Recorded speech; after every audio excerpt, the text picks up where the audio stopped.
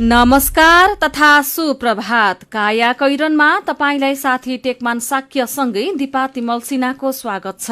काया कैरन उज्यालो रेडियो नेटवर्कसँगै उज्यालो अनलाइन र मोबाइल एप्लिकेशनबाट एकसाथ प्रसारण भइरहेको छ।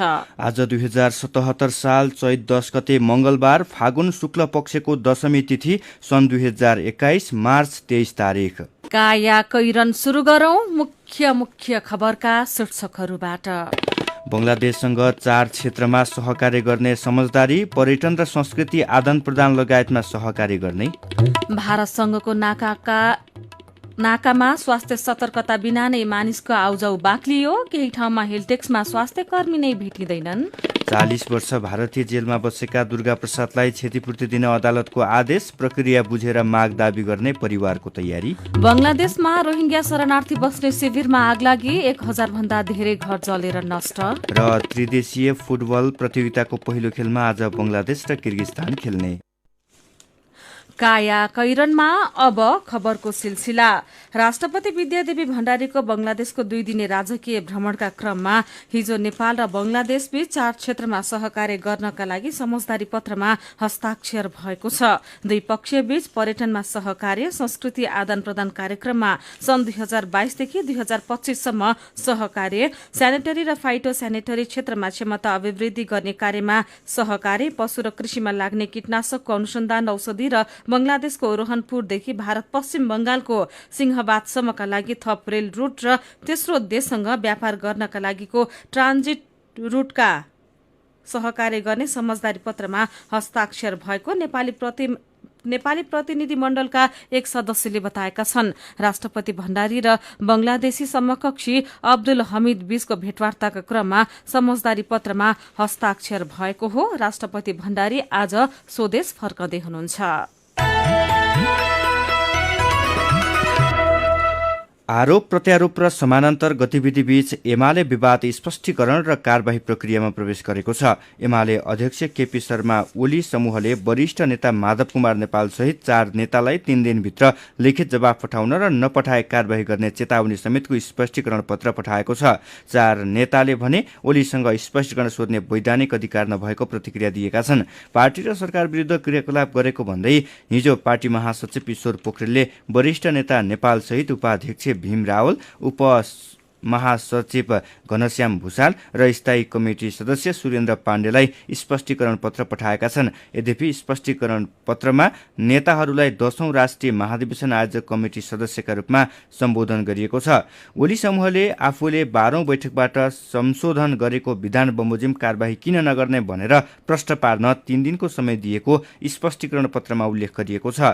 7 चैतमा बसेको ओली समूहको केन्द्रीय कमिटी बैठकले विधान संशोधन गरेको थियो। माओवादी केन्द्र सरकारबाट अलग नभएको कारण देखाउँदै कांग्रेसले सत्ता समीकरणबारे तत्काल निर्णय नलिने भएको छ। अर्को विपक्षी जनता समाजवादी पार्टी जसपा पनि अनिर्णित छ। कांग्रेसले तत्काल निर्णय नलिएपछि 3 दलीय गठबन्धनको भविष्य अन्यलमा परेको छ। सत्ता गठबन्धनमा देखिएको अन्यल र सत्तारूढ़ दलभित्रै बढ्दो विवादले संसद बन्धक बन्ने अवस्था सिर्जना भएको छ। विघटन बदर भएपछि फागुन 23 मा प्रतिनिधि सभाको पहिलो बैठक बसेको थियो। त्यसयता 4 पटक बैठक बसे पनि प्रतिनिधि सभाले बिजनेस पाएको छैन। नयाँ सत्ता समीकरणका लागि माओवादी केन्द्रले सत्ताबाट अलग भएको निर्णय गर्नुपर्ने र निर्णायक देखिएको जसपाले प्रष्ट धारणा बनाउनुपर्ने कांग्रेसको अडान छ। पहिला कांग्रेस र माओवादी प्रष्ट हुनुपर्ने जसपाको धारणा छ। संघीय संसद अन्तर्गतको प्रतिनिधि सभाको विकास तथा प्रविधि समितिले काठमाडौँ तराई द्रुत मार्ग निर्माणका क्रममा भएको भनिएको अनियमितताका विषयमा अध्ययन गर्न उपसमिति गठन गरेको छ। सिंहदरबारमा बसेको बैठकले द्रुत मार्ग निर्माणको दोस्रो चरणको ठेक्का प्रक्रियामा भएको भनिएको अनियमितता बारेमा अध्ययन गर्न सांसद गणेश पहाडेको संयोजकत्वमा उपसमिति गठन गरेको हो। उपसमितिमा जीव छिरिङ लामा, इन्दु शर्मा, अनिल झा र केदार सिगदेल सदस्य रहनु भएको छ। काठमाडौँ तराई द्रुत मार्ग निर्माणको जिम्मा लिएको नेपाली सेनाले निर्माण प्रक्रियाको दोस्रो चरणमा ठेकेदार कम्पनी छनौट गर्दा अनियमितता भएको उजुरीपछि समितिले त्यसतर्फ चासो देखाएको हो। भारतमा कोरोना संक्रमण बढ़िरहेका बेला सिधै सम्पर्क भएका मूल नाकाहरूमा सतर्कता बिनै मानिसको बेपरवाह आउजाउ शुरू भएको छ। यसले गर्दा कुनै पनि बेला महामारीको दोस्रो लहर नेपाल भित्रन सक्ने विज्ञहरूले विश्लेषण गरेका छन्। संक्रमणबाट जोगिन न्यूनतम स्वास्थ्य मापदण्ड बिना नाकाबाट ओहोर दोहोर गर्ने नागरिकको लाम छ। स्थानीय सरकार र प्रशासनले सावधानी अपनाउन चासो दिएका छैनन्। नागरिक मास्क बिना यात्रा गरिरहेका देखिन्छन्। स्थलमार्ग हुँदै सर्वाधिक यात्रुको आवागमन हुने सुनौली बेलहिया सीमा नाकामा नेपाल भारततर्फ आवजावत गर्ने हुल्काहुल मानिसको दृश्य बिहानैदेखि राति अबेरसम्म देख्न सकिन्छ। पछिल्ला दिनमा यो नाकाबाट नागरिक आवागमन बढ़न थाले पनि संक्रमण न्यूनीकरण तथा नियन्त्रणका लागि धेरै जसोले स्वास्थ्य सुरक्षा अपनाएका छैनन्। सीमानाबाट आवतजावत गर्दा न मुखमा मास्क अनिवार्य गरिएको छ न त सेनिटाइजरको प्रयोग गरिएको छ। सीमा नाकामा हेल्प डेस्क छ तर स्वास्थ्य कर्मी भेटिँदैनन्। त्यहाँ आउजाउ गर्ने सबैको नाम र विवरण लेखी साध्य नै हुँदैन। सीमा नाकामा रहेको हेल्थ डेस्कमा खटिएका एकजनाले भनेका छन्, भारतबाट धेरै दिनपछि नेपालतर्फ आएका व्यक्तिको मात्र नाम र विवरण लिने गरेका छौं। नाकामा बेपरवाह आउजाउ शुरू भएको खबर आजको कान्तिपुर दैनिकले छापेको छ। 40 वर्ष भारतीय जेलमा बिताएका इलामका 61 वर्षका दुर्गाप्रसाद तिमसिना दीपक जैसीलाई क्षतिपूर्ति उपलब्ध गराउन कोलकाता उच्च अदालतले बंगाल सरकारलाई निर्देशनात्मक आदेश दिएको छ। कोलकाता अदालतले गएको बुधबार रिहा गर्न आदेश दिएपछि अदालती प्रक्रिया पूरा गरेर तिमसिना रिहा हुनुभएको छ। यति समयसम्म बिना कसुर जेलमा बिताउन परेको हुनाले दुर्गा प्रसादलाई क्षतिपूर्ति दिनुपर्ने अदालतको आदेश छ। उच्च अदालतका मुख्य न्यायाधीश थोट्टाथिल बी नायर राधाकृष्णन र न्यायाधीश अनिरुद्ध रोयले दुर्गा प्रसादको परिवारबाट माग भए बमोजिम भारतीय कानून अनुसार क्षतिपूर्ति दिन पश्चिम बंगाल सरकारलाई निर्देशन दिएको दुर्गा प्रसादको न्यायका लागि पैरवी गरिरहेका अधिवक्ता हिरक सिन्हाले बताउनुभयो। भाइ प्रकाशका अनुसार अदालतको आदेशपछि अब दाजु दुर्गा प्रसादको क्षतिपूर्तिका लागि प्रक्रिया सुरु गरिने भएको छ। भारतको कानूनमा क्षतिपूर्ति सम्बन्धी व्यवस्था के कस्तो छ सबै बुझेर माग दावी गर्छौं उहाँले भन्नुभयो। सन् 1980 मा हत्या अभियोगमा दार्जिलिङमा पक्राउ परेका दुर्गा प्रसादले बिना सुनुवाई 40 वर्ष जेल बिताउनु भएको छ। 20 वर्षको उमेरमा जेल पर्नु भएका उहाँ 60 नागेपछि बल्ल छुट्नु भएको हो। धेरैलाई लाग्छ 40 वर्ष भारतीय जेल बस्नुभएका दुर्गा प्रसाद तिमसिना घर फर्किएपछि सबै समस्याको हल भयो, तर घरको यथार्थ फरक छ। दुर्गा प्रसाद आफै पनि मानसिक बिरामी हुनुहुन्छ। उहाँको घरमा भाइको परिवार, बहिनी र आमा छन्। बहिनी पनि मानसिक बिरामी। उहाँ घरदेखि केही तल बारीमा एक्लै खाना पकाएर खानुहुन्छ। बेलुका सुत्न बाहेक उहाँ घर पुग्नुहुन्न।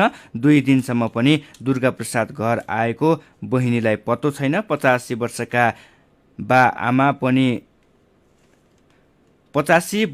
आमा पनि अपाङ्गता हुनुहुन्छ। धेरै वर्ष अघि गाईको स्याहार गर्ने क्रममा उहाँको हात भाँचिएको थियो। उपचार नहुँदा अगाडिको भाग कुहिर झरेको छ। दुर्गा प्रसादका भाइ र बुहारी बीच मेलमिलाप छैन। यो समस्या अदालतको ढोकासम्म पुगेको छ। दुर्गा प्रसादलाई क्षतिपूर्ति दिन आदेश र दुर्गा प्रसादलाई घरमा सहज छैन शीर्षकमा कान्तिपुर दैनिकले खबर लेखेको छ। तपाई काया कैरन सुन्दै हुनुहुन्छ। काया कैरनमा कोरोना क्याप्सुल सँगै खबरको सिलसिला बाँकी नै छ, सुन्दै गर्नुहोला। उज्यालो रेडियो नेटवर्कसँगै उज्यालो अनलाइन र मोबाइल एप्लिकेशनमा प्रसारण भइरहेको काया कैरनमा तपाईंलाई फेरि स्वागत छ। काया कैरनमा यतिन्जेल हामीले बंगलादेशसँग 4 क्षेत्रमा सहकार्य गर्ने समझदारी, माधव कुमार सहितका 4 नेताले 3 दिनभित्र लिखित जवाफ नपठाए कार्यवाही गर्ने एमालेको चेतावनी, भारतसँगको नाकामा स्वास्थ्य सतर्कता बिना नै मानिसको आउजाउ बाक्लियो लगायतका खबर प्रस्तुत गर्यौं। काया कैरनमा अब पालो कोरोना क्याप्सुलको।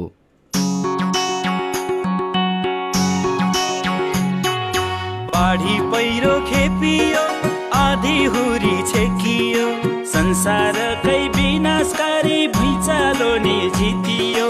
के नै हो र यो कोरोना, खोप लगाई जितिन्छ। नमस्कार, म कृष्ण ताम्राकार। कोरोनाको 10औं क्याप्सुलमा 3वटा डोजहरू छन्। आजका डोजहरू बदलिएको मौसम र अझै पनि नरोकिएको कोरोना महामारीका विषयमा केन्द्रित छन्। कोरोना क्याप्सुलका आजका डोजहरू दिँदै हुनुहुन्छ कोरोना उपचारमा संलग्न शुक्रराज ट्रपिकल तथा सरुवा रोग अस्पताल टेकुका प्रमुख कन्सल्टेन्ट डाक्टर अनुप बास्तोला। कोरोनाको महामारी कम हुँदै गएपछि स्कुल, कलेज र कार्यालयहरू खुले, गाडी चले, भिडभाड बढ्यो। शहरमा मानिसको दौडधुप देख्दा यस्तो लाग्छ कोभिड-19 को महामारी साँच्चै नै सकियो कि वास्तविक रूपमै कोरोनाको महामारी सकिएको हो त? कोरोना क्याप्सुलको पहिलो डोज यसै विषयमा। कोरोना संक्रमितहरूको संख्या घटेको बिल्कुलै हो संख्यात्मक हिसाबले, र चिकित्सा हुने बिरामीहरूको संख्या पनि जुन महामारीको बेला थियो, पिक पुगेको बेला, दसैँ तिहार पछिको जुन समय थियो त्योभन्दा चाहिँ निकै नै कम हो। तर यो भन्दै गर्दाखेरि चाहिँ संक्रमित चिकित्सा भएर फाटेफुटे रूपमा अस्पताल आउने क्रम जारी नै रहिरहेको छ।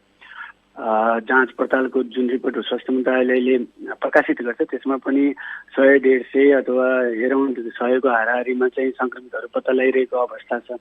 त्यसै कारणले गर्दा कोरोना संक्रमितको संख्या न्यून हुँदै जाँदाखेरि धेरै व्यक्तिहरूलाई यो केही पनि होइन, अब सिद्धियो भन्ने जुन किसिमको सोच बनेको छ त्यसको फलस्वरूप जसरी मित्र राष्ट्र भारतमा अब लामो समयसम्मको कोरोनाको थकानको फलस्वरूप तथा मानिसहरूले कोरोना सिद्धियो अब केही पनि रहन्छ पुरानो भन्ने हिसाबले महाराष्ट्र लगायत अन्य ठाउँहरूमा संक्रमितको संख्या बढ्दै जाने अवस्था रहेको छ र तपाईँको भेरिएन्टहरू पनि फेरिएको हो कि भन्ने कुराहरू चाहिँ देखिएको छ। त्यसै कारणले गर्दाखेरि चाहिँ संक्रमितको संख्या कम भएको चाहिँ हो, तर निमित्याम्मै भएर मत्तर भइसकेको अवस्था चाहिँ होइन।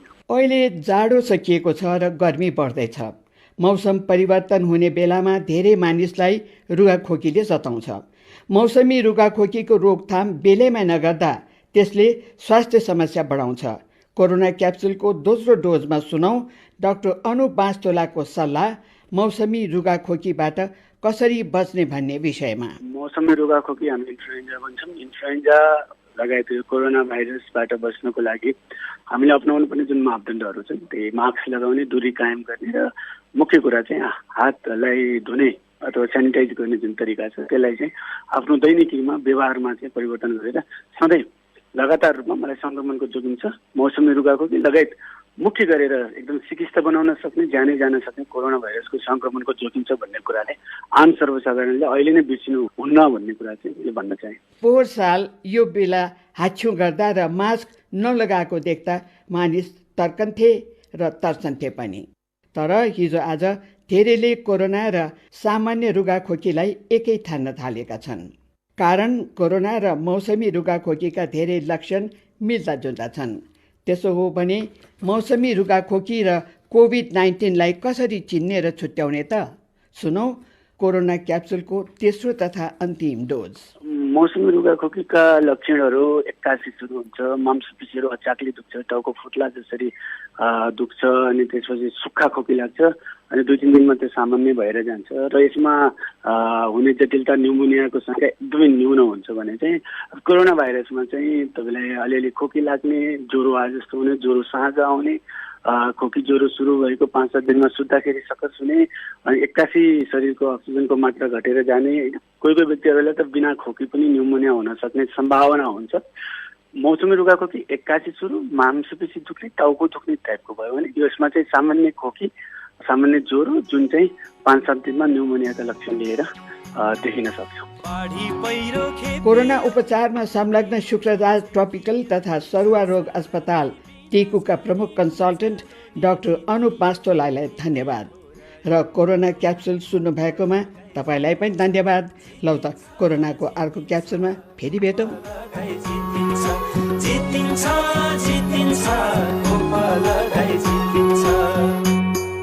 कोरोना क्याप्सुल प्रस्तुत गर्दै हुनुहुन्थ्यो कृष्णा ताम्राकार। तपाईँ अहिले सुन्दै हुनुहुन्छ काया कैरन। हामीसँग मेरो पनि भन्नु छ र कार्टुनसँगै खबरको सिलसिला बाँकी नै छ, सुन्दै गर्नुहोला। सीधा कुरा प्रष्ट विचार काठमाडौँमा 90 मेगाहर्ज उज्यालो रेडियो नेटवर्क मार्फत देशभरिका विभिन्न एफएम स्टेशन तथा उज्यालो अनलाइन र मोबाइल एप्लिकेशनमा प्रसारण भइरहेको काया कैरनमा तपाईंलाई फेरि स्वागत छ। अब बाँकी खबर। खानेपानी तथा सरसफाई मन्त्रालयले राजधानीवासीले दिनहुँ प्रति व्यक्ति 75 लिटर मेलम्चीको पानी उपयोग गर्न सक्ने जनाएको छ। अहिले हरेक घरमा झण्डै 10 जना बस्ने र तिनीहरूले 75 लिटरसम्म पानी प्रयोग गर्ने अनुमान गरिएको छ। यसअघि एक घरमा लगभग 4 जना बस्ने गरी अनुमान गरिएको थियो।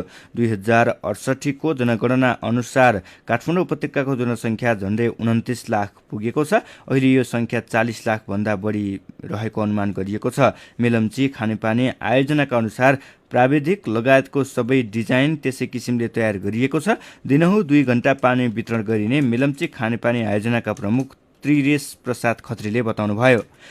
अहिलेसम्म पाइपमा कतै ठूलो चुहावट भने नदेखिएको मेलम्ची आयोजना निर्देशनालयका प्रमुख कमल श्रेष्ठले बताउनु भएको छ। मेरो पनि भन्नु छ।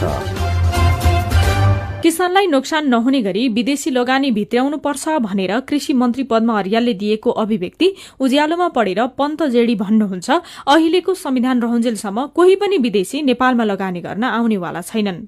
जग्गाको स्वामित्व विदेशीले नपाउने र उसले उत्पादन गरेको 80% सम्म निर्यात गर्ने शर्तमा विदेशी लगानी स्वीकार गर्न सकिन्छ। यसै प्रसंगमा विष्णु पन्त कृषकलाई सबल बनाउन छाडेर विदेशीलाई लगानी गर्न दिने भन्दै प्रश्न गर्नुहुन्छ। उहाँ भन्नुहुन्छ, अहिले पनि भारतसँग परनिर्भर भएर नै नेपाली किसान उँभो लाग्न सकेका छैनन्। खाद्यान्न र कृषिमा विदेशीसँग निर्भर हुनु हुँदैन, तर यहाँ भोको पेटको लागि पनि जस्तो सुकै सम्झौता गर्नुपर्ने अवस्था छ।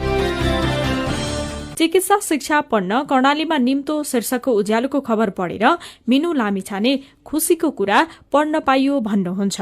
उहाँ लेख्नुहुन्छ, अध्ययनको लागि विदेशमा खर्चने रकम स्वदेशमा नै रहने भयो। नागरिकले पनि पढ्ने अवसर पाउने भए। यसैगरी देशका अरू दुर्गम क्षेत्रमा पनि मेडिकल कलेज खुले धेरै राम्रो हुने थियो। अनि 6 वर्षपछि नेपालमा गैंडा गणना शुरू भएको विषयमा निश्चल गिमाली भन्नुहुन्छ, वन्यजन्तु वनस्पति जोगाउने प्रमुख कर्तव्य मानवकै हो। अबदेखि हरेक वर्ष यसरी नै गणना गर्ने काम होस्। जीव जन्तुप्रति सरकारको हेलाको नजर नरहोस्। विचारका लागि तपाईंलाई धन्यवाद। मेरो पनि भन्नु छ। मेरो पनि भन्नु छ प्रस्तुत गर्दै हुनुहुन्थ्यो साथी राधा ढुङ्गाना। काया कैरनमा अब विदेशका खबर।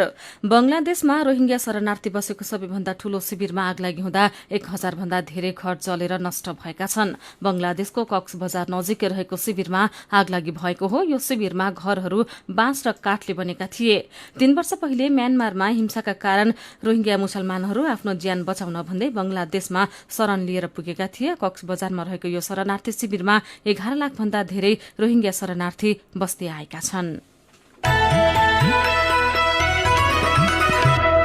अब खेल खबर। आजदेखि त्रिदेशीय फुटबल प्रतियोगिता हुँदैछ। पहिलो खेलमा आज बंगलादेश र किर्गिस्तानले खेल्दैछन्। प्रतियोगितामा नेपालका लागि गोलकिपर किरण चेङजोङले कप्तानी गर्ने भएका छन्। नेपाली टोलीको तयारी राम्रो भएकाले नतिजा पनि सुखद नै आउने अपेक्षा गरिएको राष्ट्रिय टिमका मुख्य प्रशिक्षक बालगोपाल महर्जनको भनाइ छ। नेपाली टोलीमा चोटको समस्या नरहेको र लामो समयदेखिको अभ्यासका कारण राम्रो प्रदर्शनको अपेक्षा गर्न सकिने महर्जनले बताएका छन्। उपकप्तान रोहित चन्दले घरेलु मैदानमा हुने खेललाई लिएर आफू उत्साहित रहेको बताएका छन्। नेपालले आफ्नो पहिलो खेल 12 गते बिहीबार बंगलादेशसँग खेल्नेछ।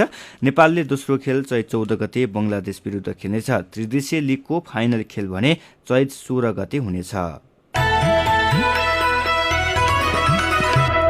अब केही खबर संक्षेपमा। सरकारले पर्याप्त पहल नगर्दा रोजगार अनुमति प्रणाली ईपीएस मार्फत कोरिया जाने प्रक्रिया पूरा गरेर बसेका 8000 नेपालीको कोटा नै गुम्ने खतरा बढेको छ। गएको वर्ष फागुनमै कोरियाली भाषा परीक्षा पास गरेर बसेका 8000 नेपालीलाई कोरियाका विभिन्न कम्पनीले कामको स्वीकृति दिइसकेका थिए, तर कोभिड-19 पछि रोकिएका उनीहरू अहिलेसम्म पनि जान पाएका छैनन्। भाषा परीक्षा पास गरेका थप 4000 नेपालीको कोरिया जाने प्रक्रिया नै शुरू हुन पाएको छैन। 2 नेपाली महिलालाई भारत उत्तर प्रदेशको बहराइचमा 10 वर्षको जेल सजाय भएको छ। चरेसहित पक्राउ परेको भनिएका दुवै विरुद्ध बहराइचका विशेष न्यायाधीश नितिन पाण्डेले सजायको फैसला सुनाएका हुन्। नेत्र विक्रम चन्द समूहले थुनामा रहेका आफ्ना नेता कार्यकर्ता रिहा नभएको भन्दै सरकारसँग असन्तुष्टि जनाएको छ। कार्यविधिमा रहेका कठिन प्रावधानका कारण व्यावसायिक निरन्तरता कर्जा लिन सक्ने अवस्था नरहेको उद्योगी व्यवसायीले गुनासो गरेका छन्। सामाजिक सुरक्षा कोषमा दर्ता भएको, नियमित रूपमा आयकर कट्टी गरेको, कर्मचारीको तलब भत्ता बैंक खाता मार्फत भुक्तानी गरेको, पुनर्कर्जा लगायत अरू सहुलियत ब्याज दरको कर्जा सुविधा लिन सक्ने अवस्था नरहेको उनीहरूको भनाइ छ। काया कैरनमा अब पालो उखानको। जुत्ने गोरुलाई धुलो न फुलो। उज्यालो रेडियो नेटवर्कबाट प्रसारण भइरहेको काया कैरन सक्नु अघि मुख्य खबर फेरि एकपटक। बंगलादेशसँग 4 क्षेत्रमा सहकारी गर्ने समझदारी, पर्यटन र संस्कृति आदान प्रदान लगायतमा सहकारी गर्ने। भारतसँगको नाकामा स्वास्थ्य सतर्कता बिना नै मानिसको आउजाउ बाक्लियो, केही ठाउँका हेल्थ डेस्कमा स्वास्थ्य कर्मी नै भेटिँदैनन्। 40 वर्ष भारतीय जेलमा बसेका दुर्गा प्रसादलाई क्षतिपूर्ति दिन अदालतको आदेश, प्रक्रिया बुझेर माग दावी गर्ने परिवारको तयारी। बंगलादेशमा रोहिंग्या शरणार्थी बस्ने शिविरमा आगलागी, 1000 भन्दा धेरै घर जलेर नष्ट। र त्रिदेशीय फुटबल प्रतियोगिताको पहिलो खेलमा आज बंगलादेश र किर्गिस्तान खेल्ने।